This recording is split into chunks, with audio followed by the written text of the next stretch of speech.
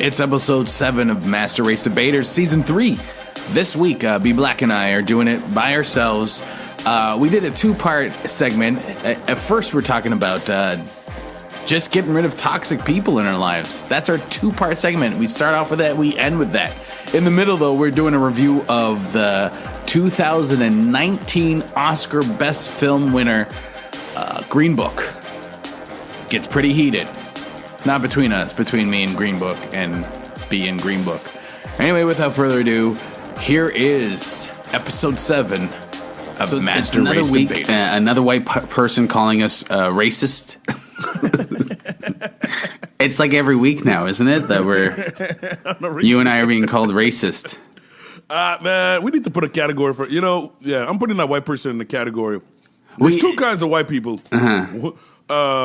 Ones I can deal with like human beings, and one I can't, and the other I can't. Yeah. Like I can relate to as regular human beings. They're a member of the human family. We can bond. Like they might have some, they might say some racist shit, but that's only because they don't realize it. Like they just need to be educated, and it works, and it's cool. And then there's just the assholes that are like, no, that's my theory. I'm going on that theory. I don't even know if I can handle the people that say racist shit by accident anymore. I am mad at you, man. And I tolerate black people who still believe in, who call white people white devil. I can't. I was with my wife and we were driving through this neighborhood. It's a nice neighborhood, and it's really nice. And I'm like, I would totally live in this neighborhood, but I know it's all white, and I know there would become a time when I'll say something benign, and then I'll be in this racism argument where someone ends up calling me a racist. It's always the same. It's some benign there was a lot. We banned someone from, which I don't understand why they listen to this podcast. It's like they get nothing out of it. It's like they listen to the podcast to fight the podcast. To fight the podcast. Yes. Yeah. My Trump supporting brother. We're no longer friends on Facebook. But you know what I mean? That person, the person that we banned, also accused of attacking his ancestry in regards to. It was ridiculous. It was crazy. It was dude. It was like talking to a flat earther. No. It's like we're all working for NASA. Yeah. And it's one when for some reason we hired a flat earther, and what the fuck is he talking about? He's like, well, I don't even know where we're going up. We know what it looks like. You know what I mean? It's like this table. Why can't we just stare at the table for a while? It's flat. The earth is flat. Bro, and the worst part about it is I kept like, okay, hold on. Maybe it's my fault. I'm not using the right words to be understood. I'm feeling like, okay, and I don't want to trivialize domestic abuse, but I'm feeling like the one being abused and make an excuse for my abuse. Like, okay, maybe it's my fault. I should have done this. Maybe I was blaming myself. That's why it was frustrating me the most. See, your parallel, that's the thing, though, is your parallel of abuse is like, yes, it sounds hyperbolic, but it's I called him, I had an argument with this guy before, right? It had nothing to do with the post. I don't know if we talked about it, but it was basically, I told him that we got into a discussion about H.P. Lovecraft and how H.P. Lovecraft is a racist. And how his work is racism. It's not even like you can separate. And he's basically like, well, intellectually, can you just ignore the racism? That's what he's asking me. And I'm like, well, I guess you can read whatever you want, but it takes a certain level of privilege. And he lost his mind on the idea of privilege. He thought I was attacking him as a white person. And I was like, well, it is. I'm like, I can't read a book that's about exterminating people like me. That the subtext is about that. I mean, you can because it doesn't affect you. That's privilege. And he just went on and he was condescending. And then he started gaslighting me in the conversation. He started telling me I say things that I don't say, and I'm like. Then I realized this person is abusive, that's what I'm saying. What you're talking about was like, I feel abusive. It's not hyperbole. He moves the goalpost through the argument, and he changes what he says, and it's like arguing a crazy person because it doesn't make sense. Like we attacked his. I said I initially on our post I said like it's so passive aggressive to post under that the post that you posted was about the MAGA teen suing the Covington teens suing the I guess newspapers or whatever, And then he posted about, I'd love to get your opinion on the Jesse Smollett case. And it's like, well, these two things aren't, you're just being passive aggressive as in, well, if you're going to talk about this racism, what about this racism? So I said I said, well, you know what? It's better if you send us a private message or make your own or write your own thing separate of this comment, because we are looking at this as a passive aggressive thing. Yes. And then he continued. He doubled down. He just continued changing. Doubled down. Hey, let's back up real quick. That was the first time I interacted with this guy, or that I remember interacting. I might have interacted before, but I remember saying, I thought he was either I understand. I guess I don't know what I was thinking, but I remember playing with them, saying, "Look, are you familiar with the Black Hebrew Israelite? Well, think of your trolling abilities and multiply that shit by 2. Yeah, and that's who you have." So I accused him of being a troll. I thought he was aware he was trolling. For some reason, I thought he knew that. Guys, I'm just fucking with you. I honestly thought he was breaking balls. See the problem. See what the problem is, and then like when I said, when I said to him, because I'm like, this is going out of I'm like, I already told you that not to post here. You don't respect our boundaries. Again, that's an abusive tactic. And then he accused me of. Then he started projecting about not respecting his ancestry, or I don't respect boundaries because I attack his ancestry, which didn't make any sense. None of it made sense. None of it made sense. And he called us racist. And then, stopped like they always do. Because, they're so open to free debate and ideas. Like his whole thing is like, hey, why can't you just ignore a white supremacist and just look at it intellectually? Why are you making it such a big deal? And then when I say the word white, he loses his mind. And this is the problem is like we're trying to rationalize white fragility. Yes, exactly. We're trying to rationalize someone's feelings. Yeah. Who don't understand concepts and ideas. But the problem with him is that he's white, so even the concepts and ideas that he doesn't understand, he mocks it because he thinks because he doesn't understand it or know it. It can't be anything good or interesting or real. Agreed. Yeah. And I think you want to get into the idea of why did we coddle him and why did we interact with him? Yeah. And I remember I mentioned this, right? You found him first because he kept commenting on your board. Yeah. And it took me, I don't know, it's as if come on, Gavin. No white, self-respecting white man would do such a thing. It's like, I'm going to say, I doubted my brother's, dude, there's so many minuses on my black card. I, trusted the white man I don't know over the because that's the thing with racism is always like I have this bit about the straws. You know how we stopped using straws? And my bit's basically all of us, I kind of forgot about it. And then I started noticing in the last few months that waitresses weren't giving me straws. And I thought it was like some sort of new racial profiling. Because you don't know, because that's racism, man. It's like fucking, never fucking know. I agree. It's got you guessing.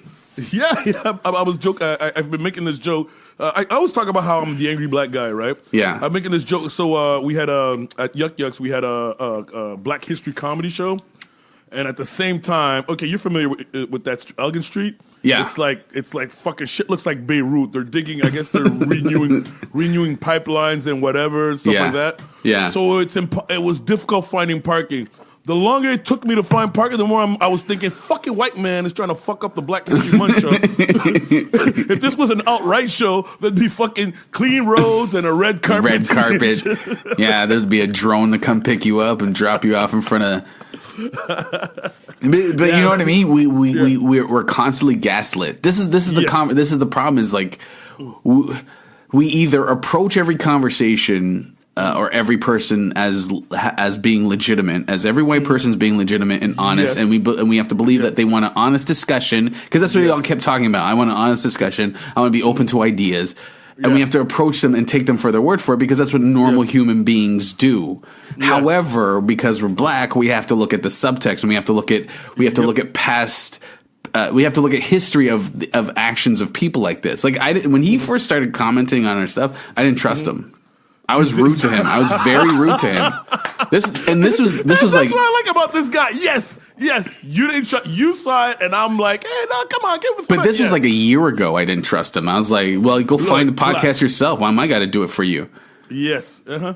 And then I slowly let my guard down because he seemed like he's a nice guy. And then he donated to my to the fund that the people put up for when my house was on fire. So I'm like, okay, he seems like a nice guy. We disagree with stuff, but he seems genuine. And then all this came down, and it's like, okay. No, my first instincts were right, but that's the thing is like it's the gaslight of living in white supremacist society. It's a gaslight. Yeah. It's a gaslight. That's okay. So I noticed, like we used the word abuse. I have a friend that I invited to my house, and I have this thing where I tell people, take your shoes off when you come in. Mm-hmm. And for the first time, this person argues, "Why do I have to take off my shoes?" Say you don't respect your boundaries.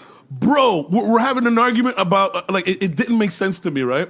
But another thing that he does is like when we were trying to when we have misunderstandings, he'd get defensive and he'd change it to I'm being attacked. And put me in oh shit, okay, no, that's not my instead of me trying to say, please don't do that. Now I'm trying to explain to him, no, I'm not trying to attack you. I'm on your side and everything like that. Like when I saw the pattern, I'm like, fuck, he's playing me like homeboy. When he told me that I say this dude on thing told me that I say he was talking to a white guy. That's the other thing. The white guy calmed him down. The white guy was the word. Like he believed the white guy's interpretation of what I was saying before he believed me.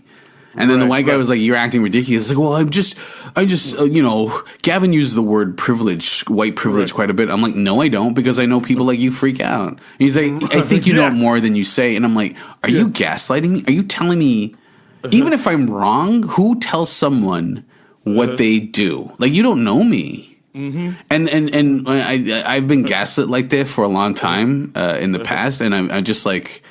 I've done a lot of research and studying on this shit, and these are traits of a narcissist. Like when they don't respect your boundaries, that's someone telling you they don't respect you. And when someone tells you what you're thinking, they don't respect you. That's abuse. That's fucking someone trying to make you question your own identity.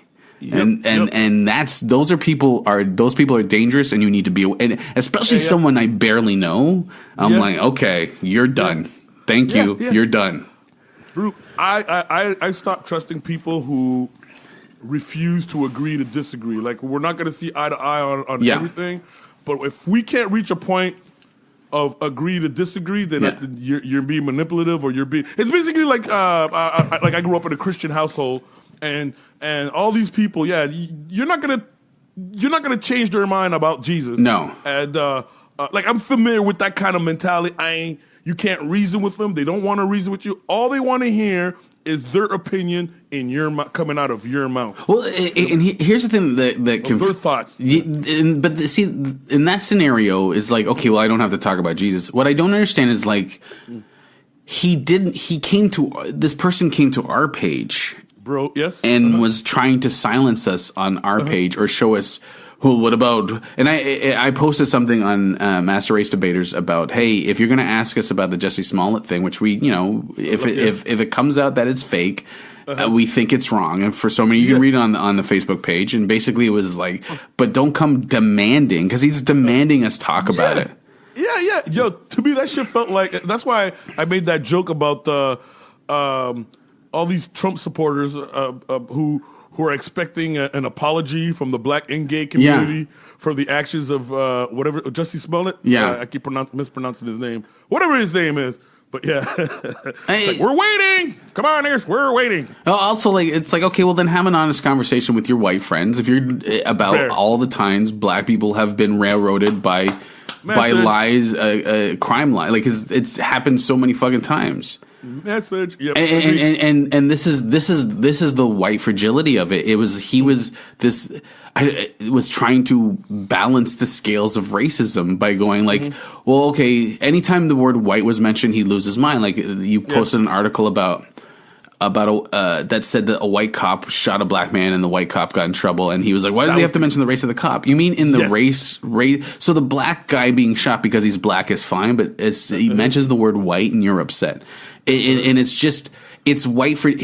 He's a bigot. This man is a racist because he sees the word white and he's like, well, but he can't see the other side of race. He can't see how, like, for example, like, ignore the white supremacy of H.P. Lovecraft, but don't call me white. Don't point out how it's privilege for me to ignore this. Yeah. And it's like, you're the racist because you make me feel bad. And it's like, okay, you're the racist. You're hiding some shit. And you feel guilty and you want us to relieve your guilt. Yeah. But in that process, you need to fight us to justify your opinion because you feel guilty for your actions. So he's looking for us to be his... Sorry. What I keep thinking about is all those white movies, all those white racism movies that we review. That's what he reminds me of. He sees himself as a good person based on movies like that. He's trying to be this white savior, and it's, like quoting Martin Luther King to us is like, yeah, man, like, shut up, judge me not by position, Negroes, content of my character. It's like, yeah, but you shot him in the head, bro. Here's the thing, and I mentioned this too, right? I actually sometimes go to feminist message boards, conservative message boards, okay? And not to talk, but to listen, to learn. You know what I mean? But in no fucking way, because this is where they're in their natural habitat. This is where they're, but it's like their barbershop equivalent, right? Yeah. If you want to see the real side, if you're interested in seeing who they really are when you're not around, that's what you gotta. This is the place. They got their lingo, they got their paradigm, the interpretation of the world. They have their common language. Conservative, what I learned about them, there's no common ground with these guys. Like, it's as if the world is. It's as if they're working on a different science, a different alphabet, a different version of English. That it's as if they reinvented math and all their logic is based on that shit. Like, that's what I've learned about, and that's where they don't have what's the word? A conducive, like, one synchronized worldview. Like if you look at the left, it's basically, hey, it's empathy, right? It's like, how can I help people, or how can I help? Yes. Yeah. But so the shit doesn't make sense. It makes sense to them. Yeah. But for you just have to accept that, okay, it's as if you got to reprogram your brain. If you want to understand them, you got to reprogram your brain. Like, give up your version of logic and adopt their version of logic. And then you'll be like, oh, okay, I see. You don't agree with it, but you just see, okay, you're just okay being an asshole, right? From my, like, if you behave like that in my world, you're considered an asshole. Okay. But in your world, you're considered a tough guy, or you're considered a brave, standing up for your principle, or some shit like that. Well, because there's no real principle. It's individualism, and it's keeping the hierarchy in place. Yeah. So it's me on top of you makes sense. Yeah, but my point is, in no way did I go in and say, I disagree. No, as soon as you do that as the observer, you're fucking up. You're not researching anymore. Yes. I disagree. Oh, blah, blah, blah. Of course they'll kick you. Like, okay, so on the conservative board, it's funny, eh? Conservative board is the one time I couldn't keep my mouth shut. Like, they said some shit that made me mad, and I, blah, blah, blah, whatever, and it got interpreted as, the funny part is, oh, that was racist on your part. Like, I think the person who blocked me thought I was a white guy making fun of black people. We don't tolerate that kind of racism here.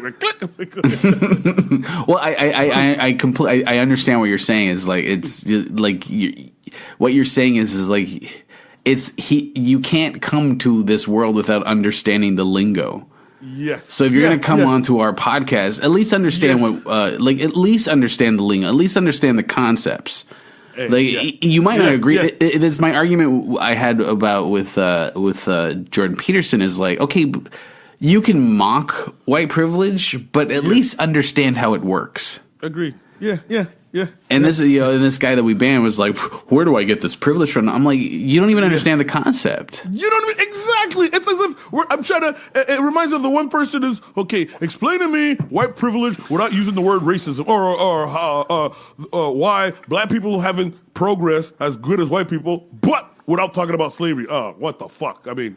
Cut my nuts off. without using the tools. That's the thing. But that's the deal. That's why like dealing with people with white privilege and this is why debating them is like because they want to set the rules. They want you to be civil. They don't want you to call you racist. They want you to approve research. They demand research. They demand this stuff, but they won't do it themselves.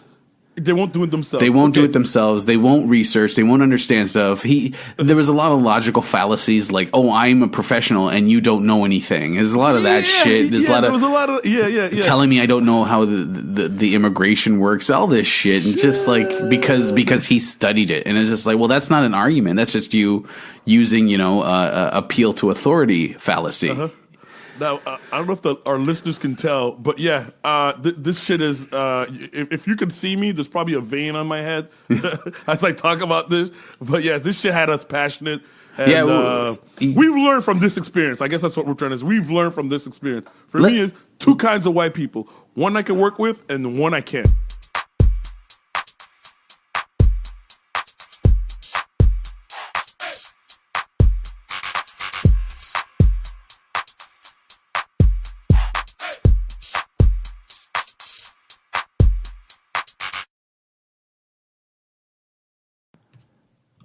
Green Book is a 2018 American biographical comedy drama directed by Peter Farrelly. Set in 1962, the film is inspired by the true story of a tour of the Deep South by Jamaican-American classical and jazz pianist Don Shirley, played by Mahershala Ali, and Italian-American bouncer Tony Vallelongo, played by Viggo Mortensen, who served as Shirley's driver and bodyguard. The film was written by Farrelly, Brian Hayes, Curie, Vallelongo's son Nick Vallelongo, and based on interviews with his father and Shirley, as well as letters his father wrote to his mother. The film is named after the Negro Motorist Green Book, a mid-20th century guidebook for African-American travelers written by Hugo Green to help them find motels, restaurants that would accept them at a time of widespread racial segregation and sunset towns. So yeah, Green Book. We both you just watched it for a second time, right? Mm-hmm. Yep. Yeah. Trying to get it fresh in my mind, see what the whole hype is all about. Well, it won Best Picture this year, which is like, and Spike Lee stormed out. I gotta say, I watched this movie and taking all the racial stuff out of it, all the problems that it's had, it's a very mediocre movie at best. What? You go with mediocre? Yes, but like I watched the movie. There's no special, like the shots are pretty basic. Mm-hmm. As a comedy, it's not that funny. It's funny if it was like the 90s, and it's funny for like someone's old white mom. You know what I mean? Kentucky Fried Chicken. Yeah. In Kentucky. Oh my God. That chicken like that? Scene. So there's a scene in the movie where Viggo Mortensen, who plays Victor Vallelongo, that's his name? Tony Lip. Yeah, Tony Lip. He teaches what's his name? Don Shirley how to eat chicken. There's an extended clip, and that's comedy, I guess, that a black man doesn't know how to eat chicken. Doesn't know fried chicken. Yeah. He doesn't know how to eat, and he's all like, do I need a fork? And it's like, is he an alien? There's so much of that, like he's going through the South to teach white people how to about racism, because he doesn't need to, according to his one of the people in his band, the German man says he's doing this to, because he makes a lot of money. He's very talented where he is in New York. So he's going through the South. Like, New York doesn't have racism, especially in 1962. But anyway, he's going through the South, and he's trying to teach white people in the South about racism. And he's shocked that he goes into a fucking white hick bar and he's being treated like shit. Like that doesn't happen. That's not... Like, you know where you are. You're black in 1962. There's no fucking way. Oh, but that scene was right before. And this is the part that I could see some of us connecting to this scene. Yeah, that scene the precursor. I'm going to use words I don't know anymore. Before that, he was chilling at this coloreds only hotel. Yes. Or coloreds hotel. And watching these guys play some game, and they asked him to play with them, and he said, sorry, I can't, whatever. Basically, he got socially awkward, and he had to walk off because, he didn't want to look like an asshole, but he didn't want to play with these guys, whatever game they were playing. So he walks away, he goes on, and I guess he figured that, look, I'm just going to get a drink and then go back to my hotel. And unfortunately, he picks the hotel, he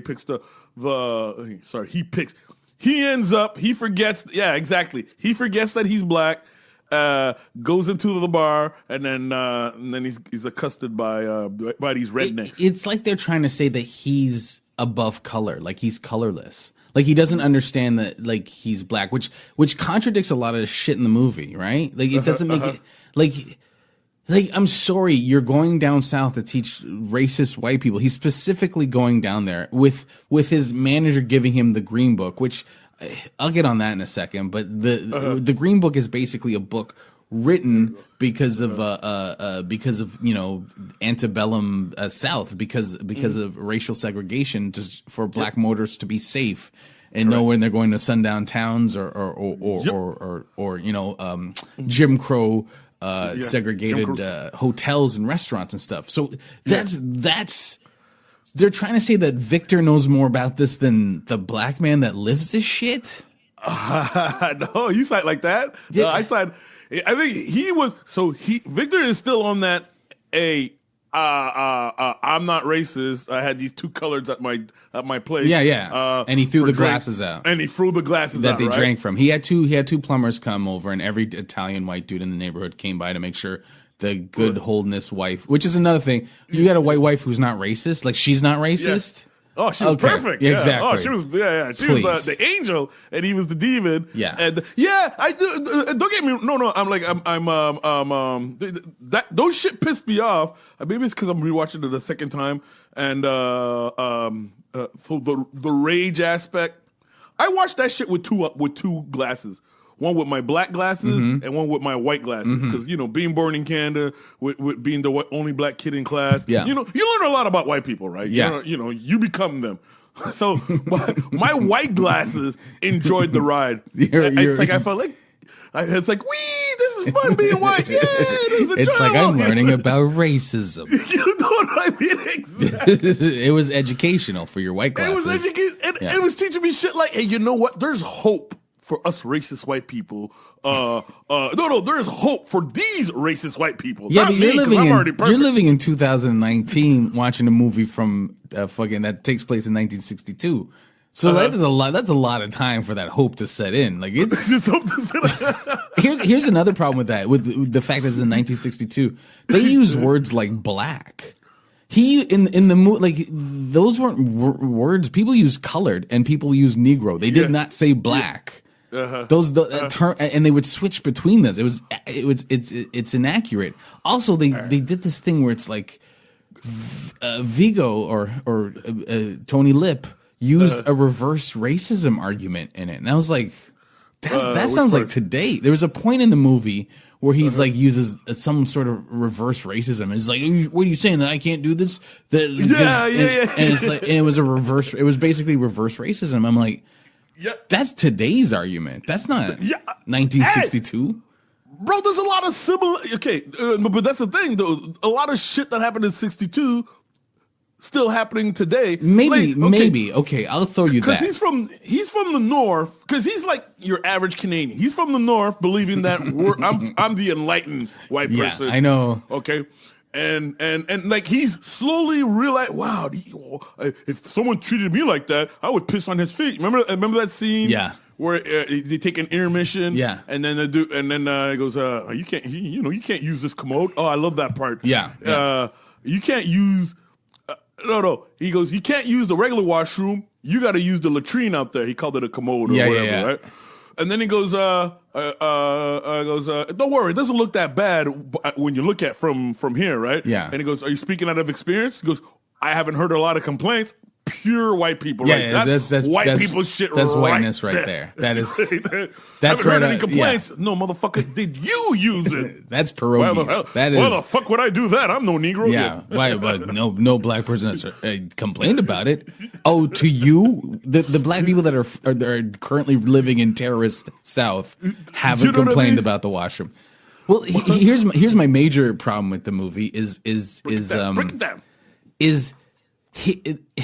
Viggo Mortensen's character sees Don Shirley as an equal, right? Like that's what the whole the movie's like. Oh, he's just like me. Yeah. My problem with that is that Don Shirley is like so exceptional. He's making tons of money. He's super rich. He's artistic as fuck. He has degrees in like all like what was it like music psychology? He has a doctorate in. And this fucking Victor Victor Vallalongo is a maitre d', and he can't keep that job. He's a sloppy eater. And you know this. I'm sure there's a lot of people who He's just like me. No, but more like when they were saying about the Apu. Apu is the genius in in the sense that he's the idiot. And for white people, I think they'll make it look Dr. Shirley is the superior character to him. Well, I think my point with that is that it's like they don't even point out the obvious white supremacy it's like fucking a dude, some fucking average construction worker hanging out with Michael Jordan and then realizing, oh my God, Michael Jordan's just like me. We're both regular people. It's like, no, he's fucking Michael Jordan. He's fucking Michael Jordan, right? It's the white supremacy that Victor, whatever his name is, Tony Lip, elevates himself to Don Shirley's status in order to just go, oh, Don Shirley and I are the same. Oh, or how about this, right? The pro comic getting told by the open mic white mic, hey, you know what? I got a few tips for you. I didn't realize you and I were both humans. I had no idea. We're both the same. But, now that I see you in a proper light, now that I've seen that you're exceptional as fuck, I can safely say you're a human. Like, exactly. Okay, I'm glad you brought this up because I've been trying to make this conversation, and this is something that keeps coming up very often. But it's all like how I like on my job. I've reached a certain level of in my career, whatever, right? Yeah. And the person who doesn't have the job will be all amazed. Okay, hold on. Let me think this one. Will speak to me like, okay, what I'm trying to say is the level I've made, I'm actually supposed to be further than what it is. Of course. And people will say, oh, stop making excuses and all that. No, suck it up. Dudes pull yourself up. Who are way further than I am. Okay. That's who I should be equating myself to. No, instead I'll have the dude who, like, I'm 20 years, experience in whatever in the industry, and I have the dude who just got out of college who'll talk to me like who's, this is bullshit, man. We should be making more money. We should be, and you have no idea, white kid. You know what I mean? Like, and here's the trick: is that that white kid eventually will move on, and then there'll be a new. You're like what's that movie with oh fuck, where he's like the kids keep getting younger and I keep staying the same. What was that when he was hanging out with the high school kids? Oh my god. Don't worry about it. It's it was one of those pothead movies back. And so he's like, the girls keep getting younger, and I stayed the same. And it's like, that's what your life is. You're that character. It's always like how many times I've had like white comedians come in. They're like, they just start, and then they get promoted, and they start middling, and they do good, and then all of a sudden they're like better than you, and you're like, exactly. All of a sudden they're just suddenly better than you. Exactly, like that. Okay, I mean, for the purpose of never. By the way, entertainment, never black comics or female comics. It's never black or female that become better than me. It's always some white dudes all of a sudden, fuck, he's a genius. There we go. There we go. Yeah, never a woman or a white dude. Always. And this is what I'm getting. You know what I mean?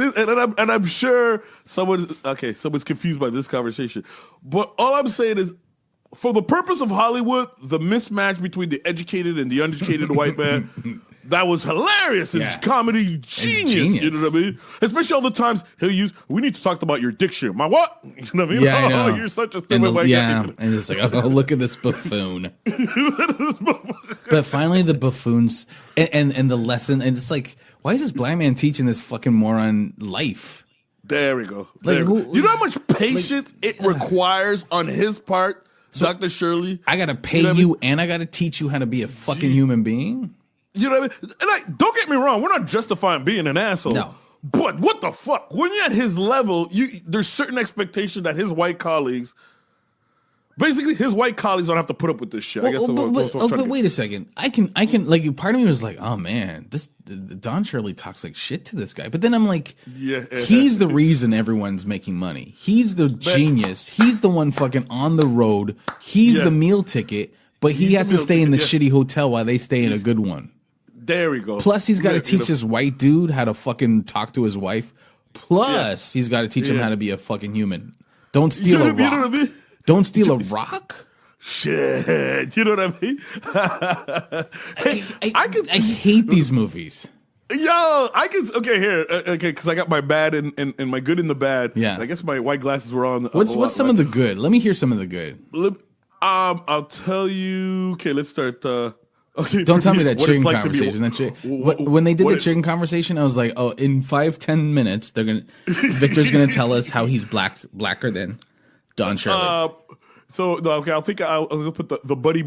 So the buddy scene, your favorite, your usual Hollywood opposite get together, that one. But I'll tell you what my favorite scene is. I will put that out. All right. Yeah.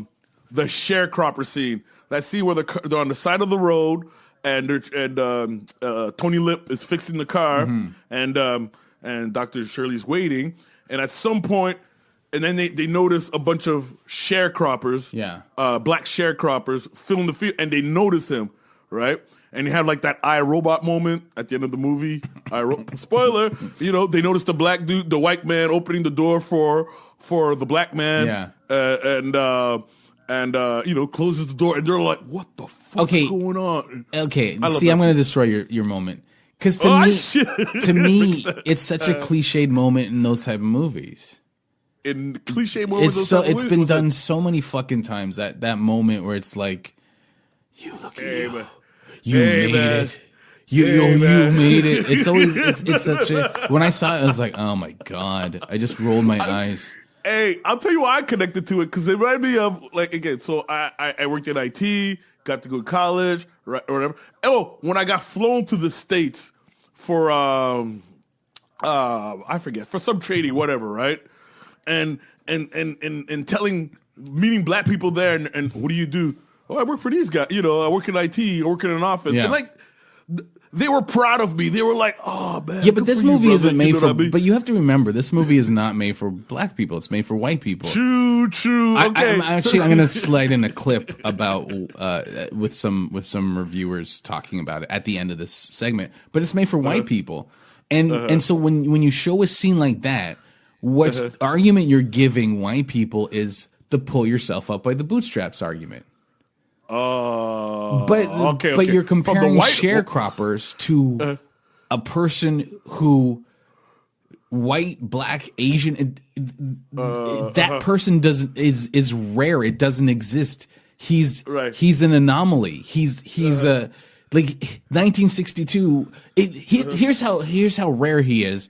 They're not even making the movie about him. They're making it about fucking shitty fucking Viggo Mortensen, shitty accent bullshit Italian. Hey, what's it going? They literally said, "I'm doing something over here." They did that. They said that. I'm over here. They're doing the movie about that shitty cliched piece of shit, and not Don. Don Shirley should have been the movie. hilarious. Well, have you? No, you're right. You're right. Have you ever heard someone like that? The story about how he's the type of music he plays and how he feels ostracized from the black community, but not accepted by the white community. Like he lives in New York. White people want his art and his culture. There's a real fucking movie. This Italian fuck. Who gives a fuck? No, this movie. Okay. Oh, dude. The opening scene of the movie, okay, when they're in the club and they're a bunch of white people, I think that's the director's way of saying this movie is intended for these people. It's exactly white people. And you know how? Look how quick it was to set up really Viggo Mortensen's character. You know everything about him when he punches the fucking dude too much in the club. Yeah, that's who he is. That's the essence of the character. Don Shirley, you don't really. There's so much layers to that character. There's so many, there's a ton of fucking layers, and we don't know who he is. I didn't know who he is until this movie came out. Holy shit, and that's why I was enjoying hey, this is fun being white, yeah! You know what I mean? To me, this is like, wow. To me, this is like, wow. So this is what, when I saw Black Panther, so this is what white people must feel like, seeing Black Panther on a regular basis. But then why, here's my real problem. Why did they make it about the Green Book? Why? Yeah, because I keep hearing people saying, "Oh, it's not a movie about race, or it's a movie about racism for white people. It's a comedy. It's more of a comedy." It's okay, but then why center it around? Because they barely touch on the Green Book. They talked about sundown towns, like this sundown town. Yeah, another perfect example of why Don Shirley should have been the fucking movie is like they're in a sundown town, and he calls the president of the United States to get them out of trouble. Or was it the attorney general or something like that? No, he called the president. The president called the attorney general. Oh, shit. Okay. I missed that part. Okay. He called the president of the United States. To get him out of trouble. Now, why isn't that the fucking story? Like, why isn't he the story? White people are crazy, man. Because Hollywood, Hollywood is trying. I can understand this shit is supposed to be a feel-good moment, right? On my list of bads, every white person who saw this movie left there feeling good about themselves. Fuck you. Yeah, well, I don't know every, but yes, you're right. Every white person went in there. It was intended for them to, yeah. They're just like us. Even their most exceptional. Even their most exceptional. You know what I realized listening to Stevie Wonder? He's just like me. Jesus, yeah. It's like the greatest black man. Like it's just like, I see the humanity in that fucking genius. Yeah. I see myself in that genius. He's just like me. Oh, Jesus I was gonna Christ. say. I'm sorry. I'm tired of watching fucking. I'm tired of watching like these movies about shit that hasn't changed. Right. I'm tired of watching movies in the past, or like what was the one with the female computers for the astronauts? Hidden Figures. And I'm tired of watching these movies about black people who were ignored for their genius or their exceptionalism, and it hasn't changed. That's why I hate every white person who went to that movie, left there feeling good about themselves. Yeah. Because ain't shit changed. For them, this is like, wow, shit was fucked up in the past. It's a good thing things aren't like that today. Nothing like that today. Yeah, that was the other thing. Is it's like, yeah, the racism that up north is, they threw glasses out. That was bad. But did you see those the rednecks in the south? What you boys doing now? It was like so funny. Like, what you boys do? We don't want your kind coming around here, noob. It is like, fuck, motherfucker. You think that shit wasn't happening in the north? I think I was. I'm trying to establish what part I was trying to bring in. Right, for the people hearing us talk. Right. Sure, if I'm on a date, I was going to say with a white girl, but, it could be a black girl just as easily who's into this kind of movies and shit like that, right? Just know that my mind's not at peace when I'm watching this shit. It's shifting around. You know what I mean? For the sake of the date, I'm observing all the good part, but but inside my mind, I'm having the same conversation Gavin and I are having. Fuck! I'm tired of this shit. Miseducation of white people. Dude, this sounds sad. I just watched Leaving Neverland about Michael Jackson molesting kids, and it was more entertaining than this movie. Wow! It was way more entertaining. This movie is so cliche. It's like there's not even like I don't understand how this movie can win Best Movie because it made white people feel good. Yeah, but because it made the whole white people feel good. But it's like a movie you could have watched on television in the 90s. It's like there's nothing. There's like the odd swear, but that's about it. It's like it's so boringly cliched. It's just like, well, there's nothing interesting. Like, you know what's a great biography is what's his name Dylan what's his name Dylan Bob Dylan's documentary. Never seen it. Bob Dylan's documentary has like 4 or 5 different actors playing him. Like he has a little black kid that plays him. He has a woman that plays him. What? Yeah, it's just different stories about him through his life. And I'm like, even if it wasn't, it's just done interestingly. Like I've never seen that before. That should win a Best Picture. Something that you haven't seen before. Black Panther had more interesting shots than this movie. Black Panther had that shot where it's like it flips around, and I don't even think it's like an amazing shot, but it had better cinematography. It was a better movie than this. It had a better story, a more original story than this movie. It's a better movie than this. Yeah, no, you got me questioning the what is art? Because so far Hollywood has said, "Yo, shit that makes people feel good about themselves make us money." Yeah, even like anything that most things that Spike Lee put out is better art than this art. Like it's just because my thing is like. There's a personal touch go to missing, it, bro. You're gonna go missing, eh? Shit, don't walk out alone, man. It's like that. Okay. You're saying a lot of controversial statements. Well, here. not really. I mean, people hate it. They hate it. Like most black people hate it, and most white people liked it. That's why you have to look through it from your white glasses. You know what I mean. Okay. Actually, what calmed me down because I remember you initially saying, "Hey, we should watch the Green Book." I'm like, fuck, you know what I mean. And then I was listening to another podcast, and they were talking about how the problematic. Basically, they admitted that they enjoyed the movie, despite of like they're not recommending it or whatever, right? But basically, they did what I just did. You know what I mean? They separated the good from the bad. Just ignore, just shut my mind down, pretending I live in this fictitious world where white people are amazing, where this Tony Lip guy. Like, there's hope for all the Tony Lip people in the world. I've known guys like Tony Lip. Like, I'm watching this movie. He's a guy I know, and those people are so fucking mediocre and average and common. And I'm like, you have two good. Like, they use the Green Book, which is like that could have been a new and interesting. I've heard the argument that this movie is like, it's good because white people can't just. A lot of white people don't talk about racism, so this is a good intro. I'm like, I don't know how many intros white people need to racism. This is your history. This is your history. It's your history.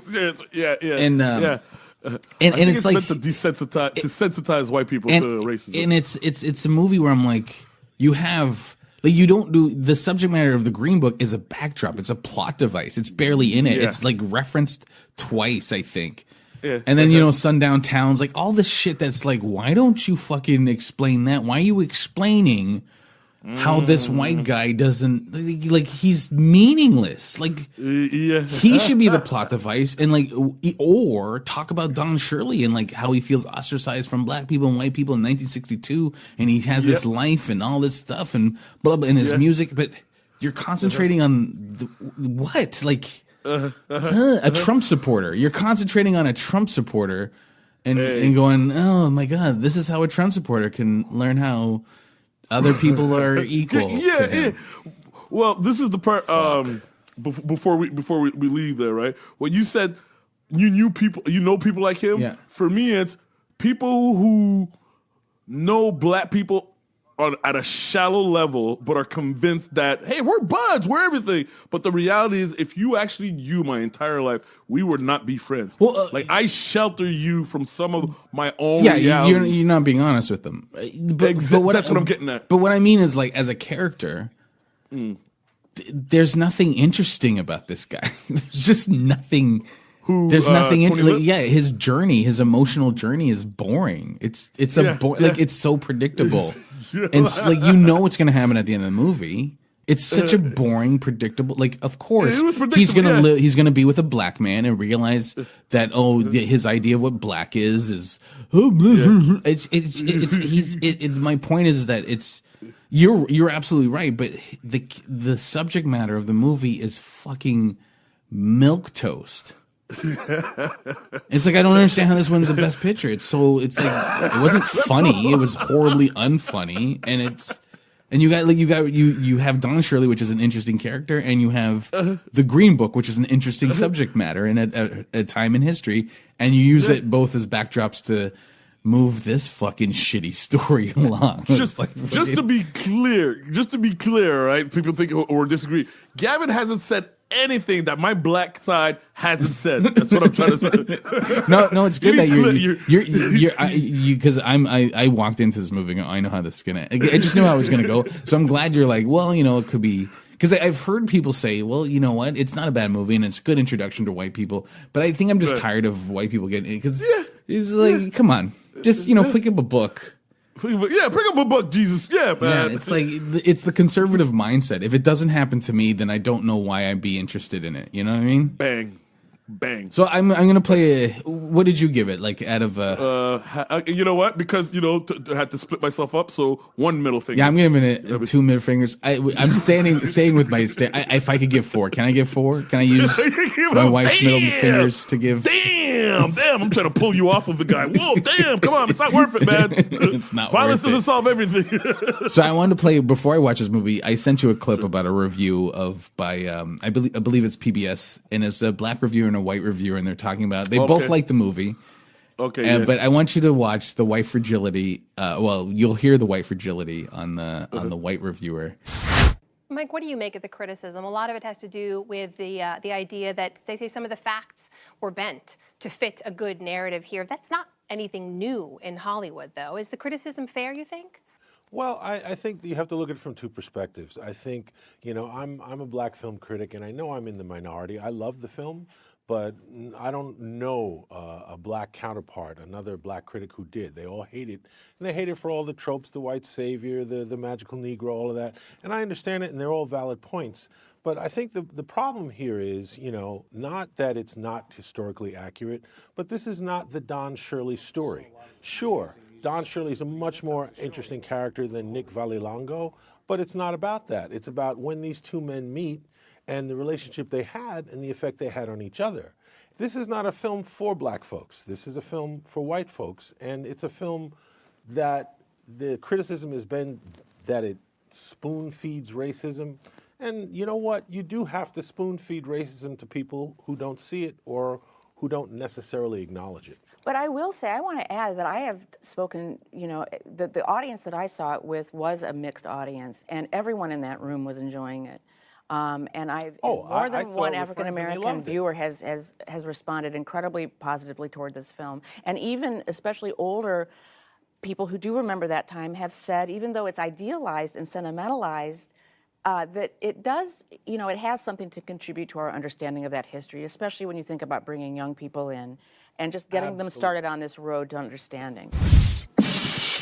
Hey, I hope you guys are enjoying this episode. If you are, do me a favor, go to iTunes right now, leave a comment, leave a rating. It'll help us out so much. Hey, also, if you want to follow us on social media, that'd be great. You can follow us on Twitter at MRD Podcast, on Facebook at Master Race Debaters, and on Instagram at MRD Podcast. We're also on YouTube.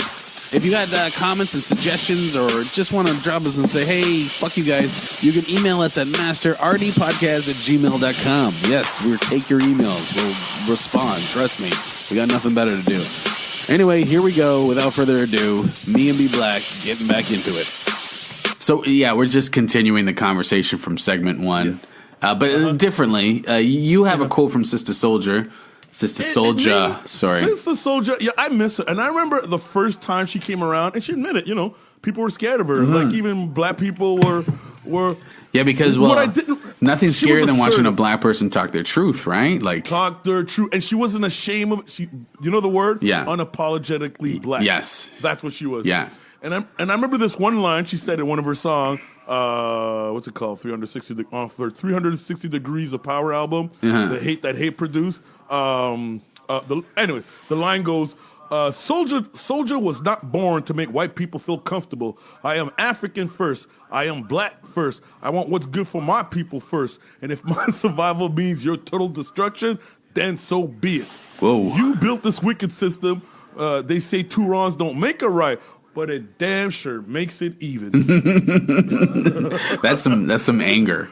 That's what I'm saying. I remember the first time, like, hey, whoa, soldier, whoa, take it easy. You can't say shit like that. Well, she's kind of advocating for black supremacy, but yes. But the closer I got, but this brings me back to our conversation, and what she's big on is assert yourself as a black person. Yes.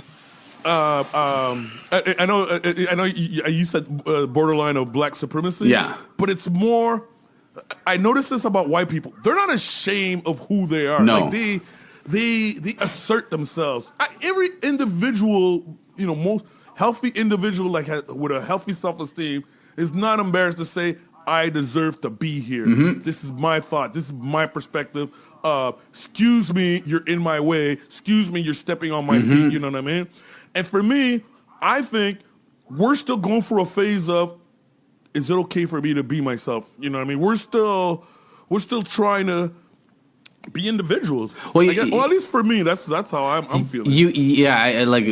Currently what's going on, I'll explain this quickly. Just for Laughs is taking over Sirius XM Canada Laughs. If you're a Canadian comic, you'd create an album and you'd put it on Canada Laughs, and you could get residuals. And people were making from $1,000 to $10,000 a month off this stuff. Just for Laughs came in, they're taking over it, and they're eliminating that source of income for Canadian comics. They're putting on their own catalog, which they don't have to pay residuals to. All that, and so people were talking about boycotting Just for Laughs Fest, but other people are like, well, you can't boycott because they're just going to get American comics anyway. And it's like, and it's that mentality of, yeah, but even if it's not, it doesn't stop them from doing something. It is a level of self-worth to go, you know what? You're not going to put your boot on my neck anymore. On that level of just being like, fuck that. I'm not going to beg you to rip me off. Yeah. Come on, Canada. Yeah. Agree. It's just like that level of fucking self-respect. I still remember, it's a little stretch here, but I still remember when Jean Chrétien announced that, hey, no, we're not joining the Iraq War. Yeah, I remember that. And I remember Canadians. I was so proud of him. Yep. Of him as a Canadian. It's like, stand up for yourself. We're not falling for we're not going to bomb brown people because you want us to go in for a fake war. You know what I mean? Yeah. Exactly.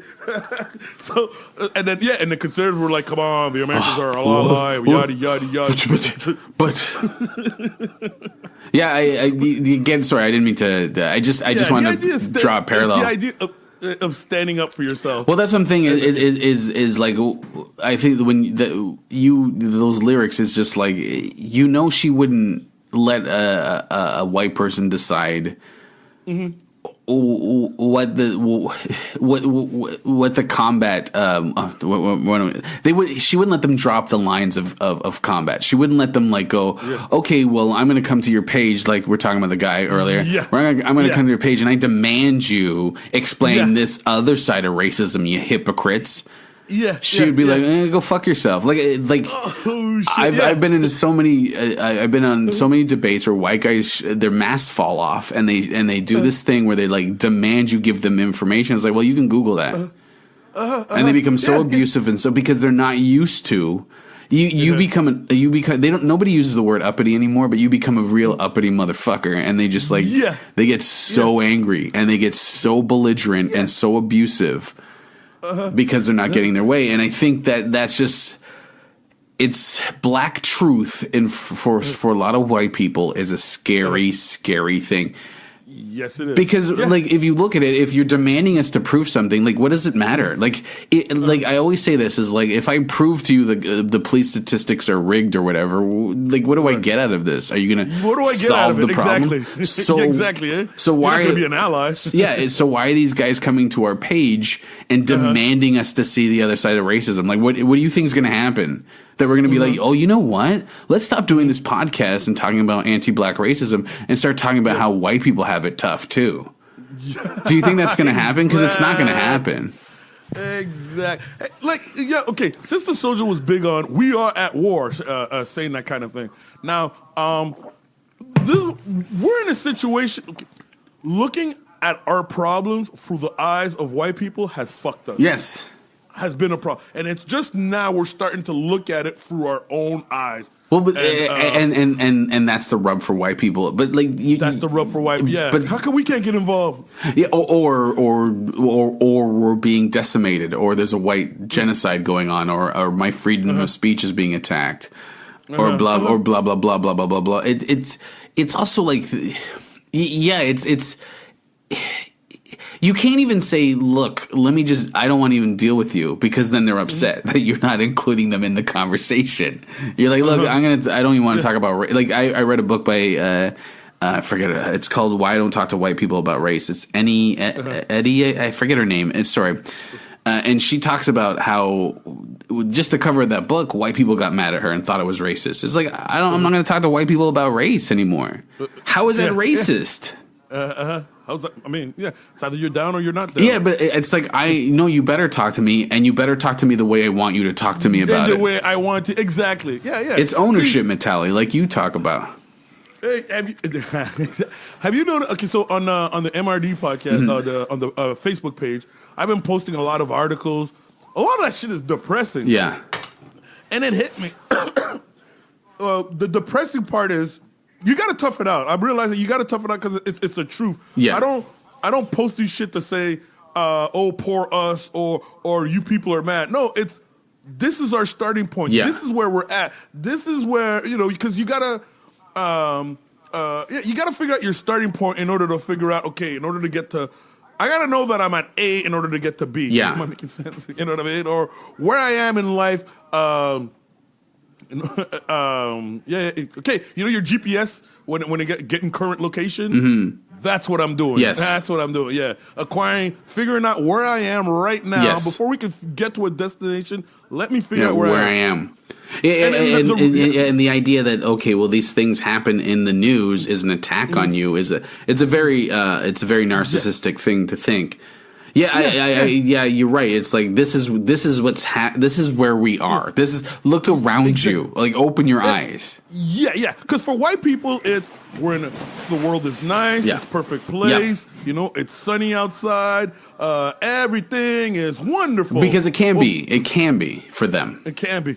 It can be for them. Exactly. You know what this shit reminds me of is when I was on a resort, and that's why I hate being on a resort. For everyone on the resort, everything's perfect, sunny side, another pina colada, hombre, whatever, stuff like that.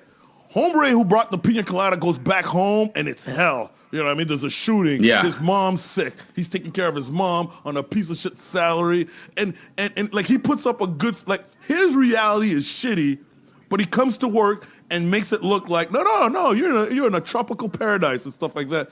I remember having one of the employees tell me that I come to work to escape the misery of my of my own home. Right. Like, she said, she works on the resort and stuff. So you're dealing with your privilege on that resort. Like, you, exactly. B Black is dealing with privilege being on the resort. I felt like a white person. Well, I mean, we all have some level of privilege. When I use a store that has steps but doesn't have a wheelchair ramp, that's my privilege. I got privilege. Yes. I can do that. Someone with a wheelchair can't do that. Someone who's not able-bodied can't do that. So Yep. Yeah, that's a privilege that I have and I use, and I have to be conscious and aware of it. But yes, it's an idea of not looking at ourselves through the white gaze or how white people have decided we should be. Or answering for that truth. It's just like, because white people don't have to answer for their truth. I find myself in, like, when I'm in white spaces, I find myself like when they ever talk about censorship, it always makes me laugh because I find myself checking myself and, like, I'm fully aware that I'm in a white space, and I'm fully aware of how I have to talk, and like it just like you code switch and you just kind of like you know what I mean, and you're like, oh, if I'm like, even being a comic and you're going on stage, I can't talk about this because this will shut down and I won't. And like, you have to make choices. You always have to make choices. And I don't think as a white person, have to do that based on your race. I don't think you have to do that based on your race. And so they can't understand why when we talk about it, like it just imagine. I think it would be like there's an element of fear knowing that there's like I work with black people as a white person. The only black people I interact with are the people I work with, and they act a certain way with me. And then I see someone that I don't know who has no capital based on me thinking he's appropriate or not. Right?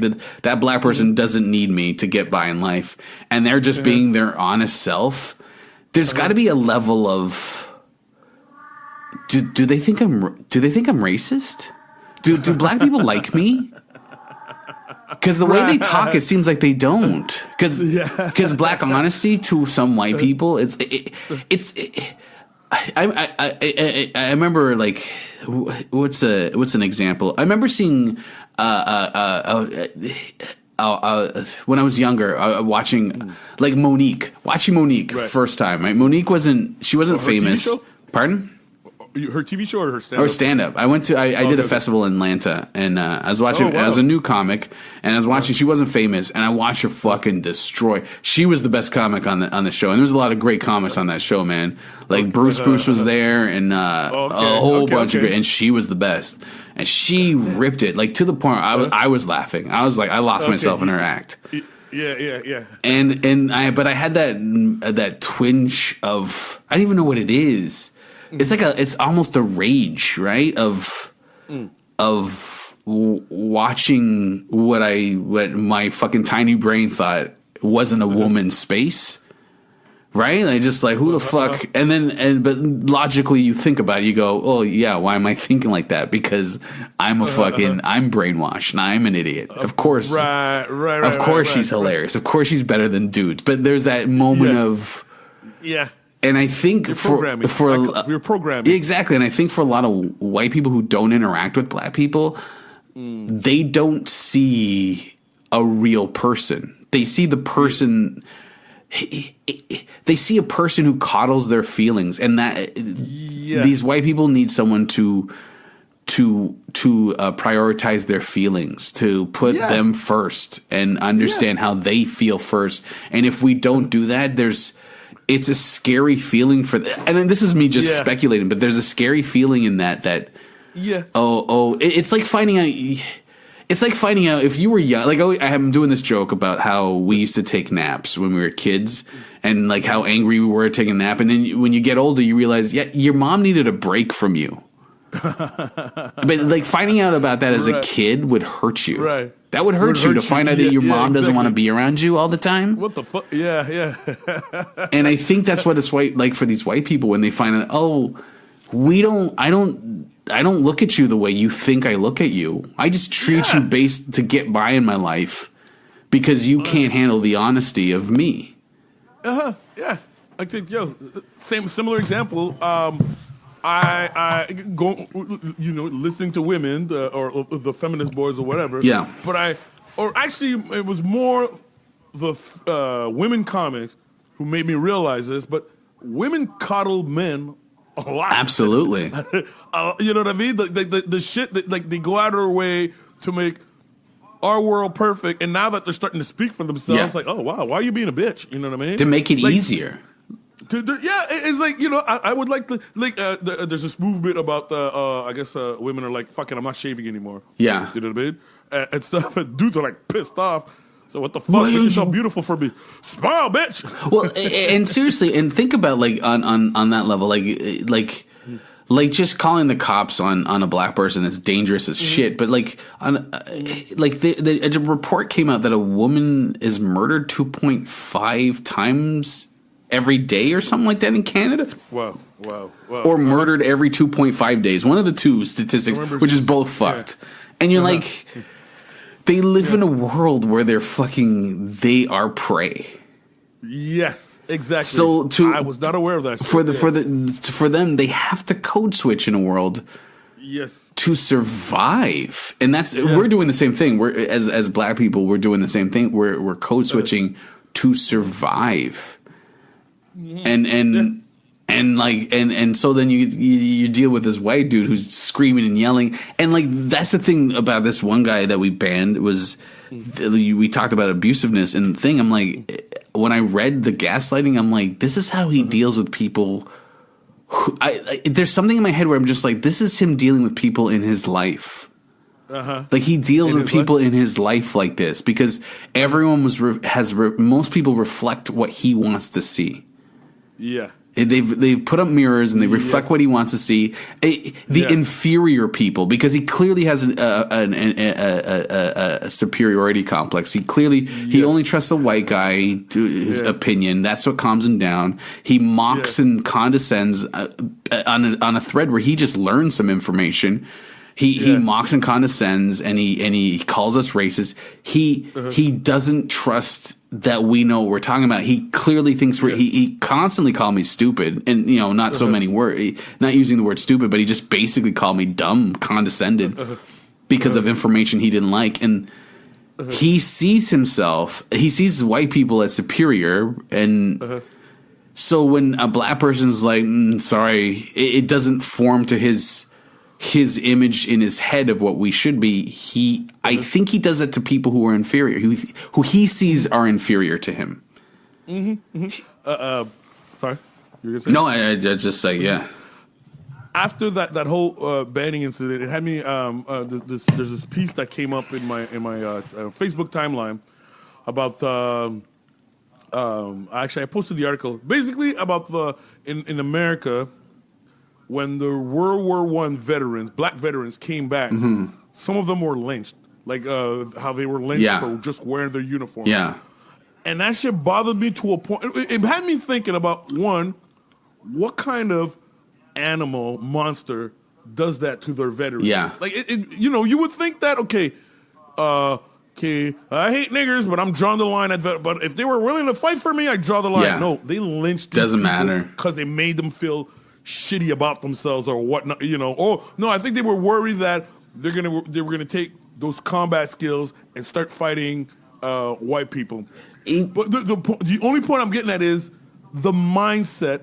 How we've treated these people like human beings when the truth is they're not. And these same people had kids and ended up like that one dude that we banned. Like, and let me. I'm sure, it's true. Let me ask you a question. Like, do we need to embrace? Do we embrace this truth all the time? So these people, when you're at work, stop code switching so that when they deal with like strange black people, they're not fucking culture shocked.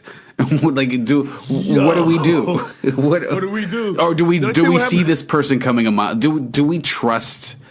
Do we just assume mask off? Do we just assume because you can sense it, like my instincts were right about this guy, just like fuck, just do we trust it and just like nah, like as black people what do we do, like what is it? Because I don't want to be like everyone's horrible. Yeah, I don't want to. Yeah, I mean, okay, like I've said that I wanted to work for a black person so I could avoid these kind of problems. But then I'll find new problems. Yeah, you find new problems. You're working for, but it's just a black person putting themselves in a position of power for no reason. Exactly. Yo, I tell you what happened to me this week. My boss, and what I love about this podcast is I'm keeping it real. So my boss comes to my cubicle.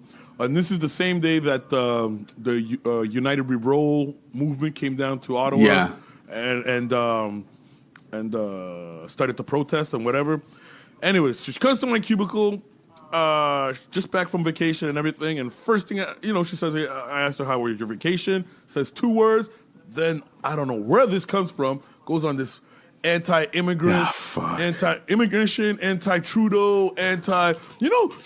I think that wall's not a bad idea because people are getting killed and shit like that, all kinds of things, and then ends with, and that's why I don't have a problem with the United We Roll movement.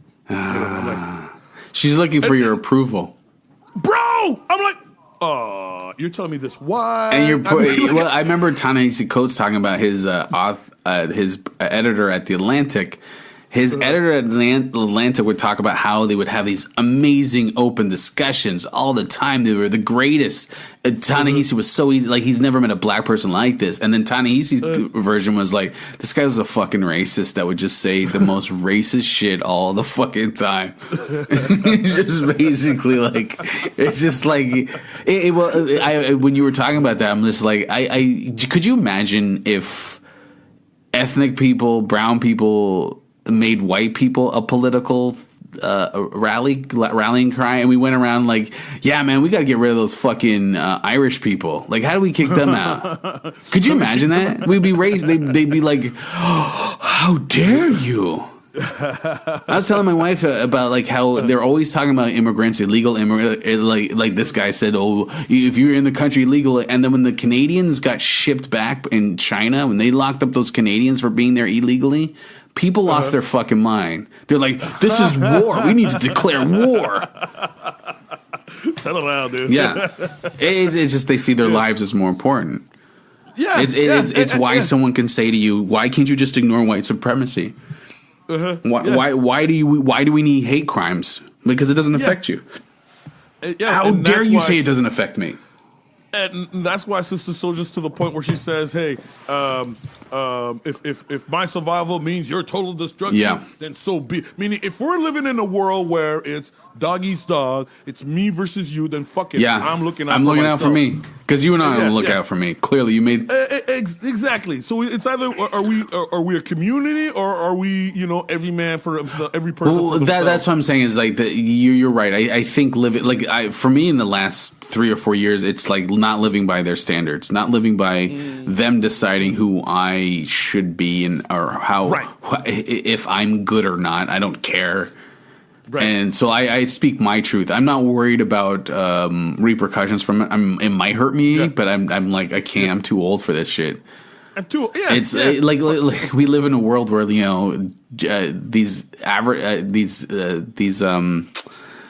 companies like fashion industries are using racism to sell stuff, and they know what they're doing because they're getting publicity, and that's all that matters. Yeah, they're just getting their name out. Any publicity is good publicity, and they don't care. Yeah. Yeah, and that's what I think more black people. I'm not even saying that more black people don't, but I think black people should just stop coddling white people. I have a dream. So you felt that when I was telling you about this guy, you felt that. That I was not that I was overreacting, but come on. Yeah, I'm like, maybe one big misunderstanding. Yeah, you know what I mean. White man can't not be like that. It's like I gotta readjust that. You know what? Okay, not all white people are. It's weird. You know what I mean? I'm talking that this whole black shit, and yet I still fight with the part of me that's like, why is that? I tell myself I'm worried that if you go up my family tree up to the Haitian Revolution, that my ancestors sat out on that fight was like me and just these are good white folks. Like if he behaves like I am at work, man. I get it though. Like we're trained. The system is fucking like the first thing we do in the system is defend the fucking abuser. Like we defend the power first. Yes. Yeah. How can this white person be so crazy and I have a lot of my the last few years is that people think I'm like an overreactor or I cause problems. I'm a troublemaker. That's what I'm labeled as. I cause problems. Yeah. And that's why I'm saying, fucking don't change.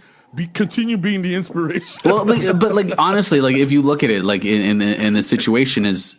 All I'm doing is living my life. I'm not going after anyone. That's pretty much, I agreed. Yeah. In the thing I was telling you about, I posted a thing about the Amber Alert, and then someone asked me a question, and I treat people honestly. I treat people like adults. I think honesty is the nicest thing you can do for people. So I'm like, hey, he's like, don't make fun of H.P. Lovecraft. And I'm like, well, actually, H.P. Lovecraft was a white supremacist who talked about how the white race is under attack.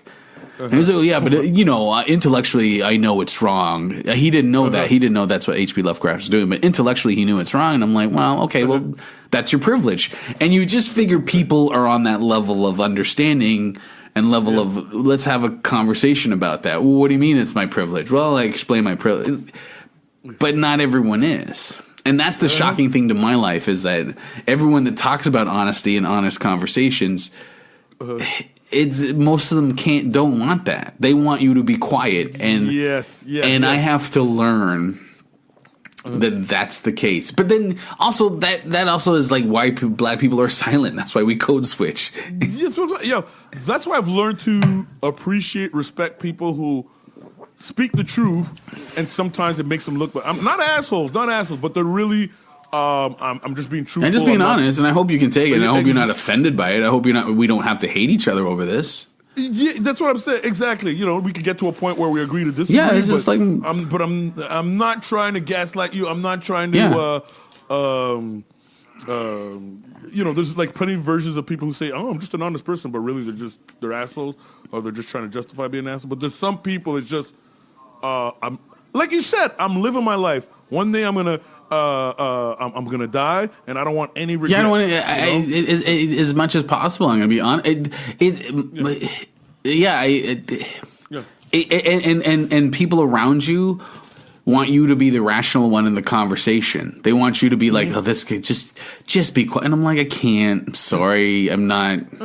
I try to avoid arguments now. Like I try to avoid purposely going in there, but I posted that thing about Apu, and then fucking people lost their mind with me, and it's just like, well, this is the facts, this is the evidence, and then fucking you're a liar.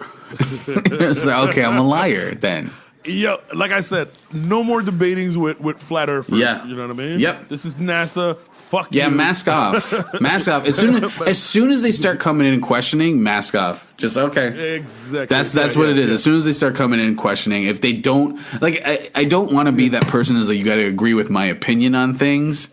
Most def. Okay, and I want to be clear. Now, I'm sure, and I have faith. I have faith in humanity. I have faith there's a white person out there who truly is trying to understand the black experience.